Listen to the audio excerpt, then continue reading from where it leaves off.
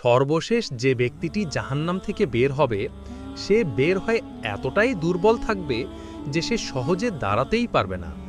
একটু পর সে জান্নাতের দরজা দেখতে পাবে। এরপর সে আল্লাহর কাছে ফরিয়াদ করবে, ইয়া আমার আল্লাহ, আপনি আমাকে জান্নাতের দরজার কাছাকাছি নিয়ে যান, যেন আমি তার ছায়া পাই।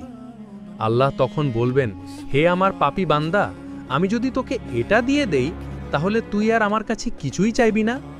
বান্দা তখন ওয়াদা করে বলবে, না, আমি আর কিছুই চাইব না। যখন তাকে সেই দরজার কাছাকাছি নেওয়া হবে তখন জান্নাতের সুবাতাস তার গায়ে লাগতে থাকবে।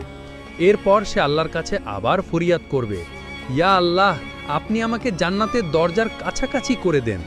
আল্লাহ তখন আবার বলবেন, তুই তো বলেছিলি তুই আর আমার কাছে কিছুই চাইবি না। তখন বান্দা ওয়াদা করে বলবে, আমি ওয়াদা করছি এরপর আমি আর কিছুই চাইব না। যখন